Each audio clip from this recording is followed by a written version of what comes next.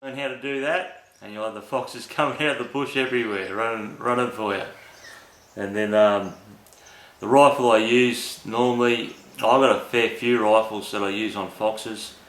I've used, when my eldest boy started shooting Wyatt, I took him and we just used a CZ 22 and we shot 18 foxes in a weekend, just walking around, just me and young Wyatt.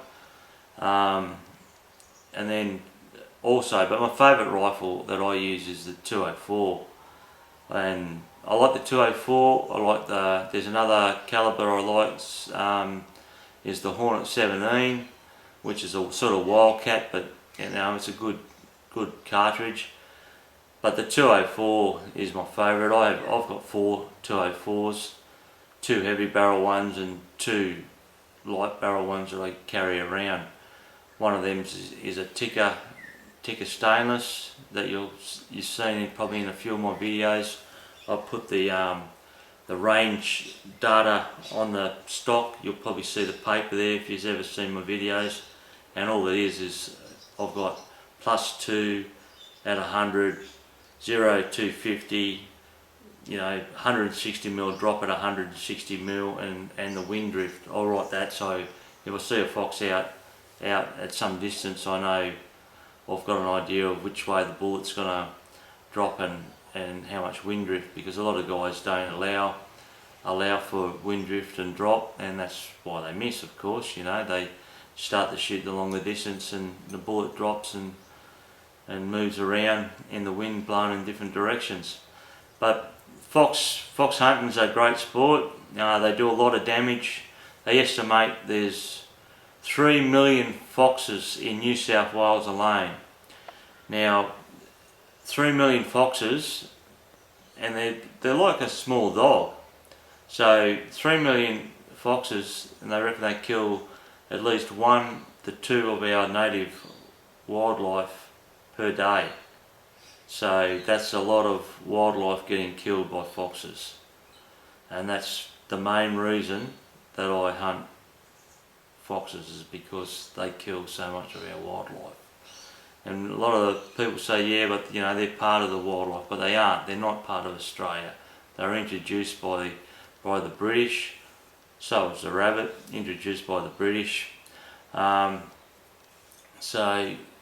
a lot of the guys that I shoot for have sheep farms, and a lot of damage gets done on their sheep properties, especially like this time of the year. August they usually have the sheep, and they bait around when their sheep and their lambs are having lambs. But honestly, I don't reckon that baiting is especially around their lambing time, is the best time to bait them. Really, the best time to bait them is from now on, when they're feeding their young, because they come onto carcasses thereafter. They've got to feed more than one, so they're looking for food.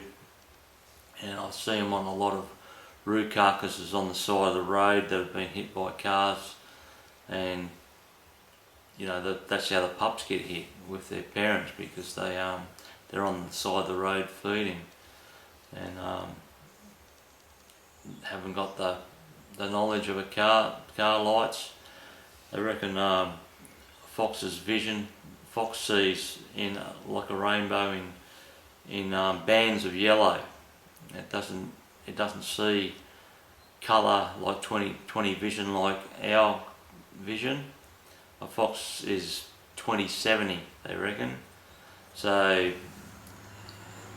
they've got to be, what we can see at 70 metres, they've got to be 20 metres to see the same distance. So where they might have the advantage of the smell and their hearing, well, our eyesight is better than theirs, and that's an advantage too.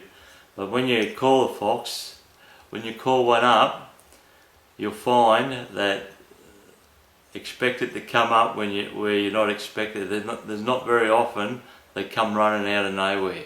Usually 100% of the time they come from somewhere, a little gully that you hadn't seen them coming. They've come up a little gully, and they're like, then they pop up and they're like 20 foot from you, and they're spotted. They're looking at you, but they don't know. That's why I like wearing camouflage gear. A lot of guys laugh at it, you know, wearing the camouflage gear, but honestly, the camouflage gear is great. I've had them jump on logs and sit next to me on a log, looking at a decoy down in front, and we're both sitting next to each other, the fox and I'm trying to turn my camera on and get my gun ready to shoot the fox, and it's sitting right next to me, and that's I suppose the importance of the wind direction too. That fox actually that was sitting next to me, I ended up getting it. It jumped down and it walked in front, and it could smell where I walked, and I've got my boots on, and it stopped, and it was only like 15 foot in front of me, and it could smell, and had its nose going like this, and then it turned around to head back because it wasn't sure, and when it turned around, it seen me standing there with my rifle, and it took off. I'd love to have the camera on that. Anyway guys, make yourselves a few Tenterfield whistles. Don't give up trying it. It takes a while to learn how to blow one, but once you learn how to blow them, it's just like riding a bike. You never forget, and they all make different sounds. So just take them out there and try them. And you don't need to spend a heap of money on buying a Tenterfield whistle. Just get a bit of tin, bend it over. See the hole's only like 5mm. There's a little hole on one side. Mine's a little hole, and then I've got a bigger hole on the other side. And they line up perfectly together. So just make up a few and just learn how to blow them and go and get some foxes. Anyway, thanks for watching my videos. I hope you like them. They take a lot of effort, a lot of time to make these videos. A lot of time I'm by myself, you know, and I can't get the camera on and blow the whistle and try to shoot. A lot of time when I'm mucking around, the fox spots me moving, and I think to myself, you know, I could just shoot the fox and not worry about getting it on film. But I try to get it on film and try to get the people that, you know, that like shooting, that get stirred up and want to go. But it's not always easy to get them on film. And anyway, I hope you guys enjoy this video, and I hope you guys go out and make a couple of Tenterfield whistles and give it a go. Take the kids out and do some hunting. Good sport, nice and safe, and good walk, and you'll see plenty of nature.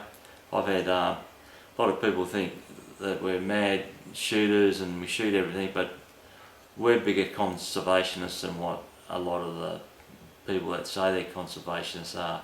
I've saved more birds and more of our wildlife than any one of those conservationists.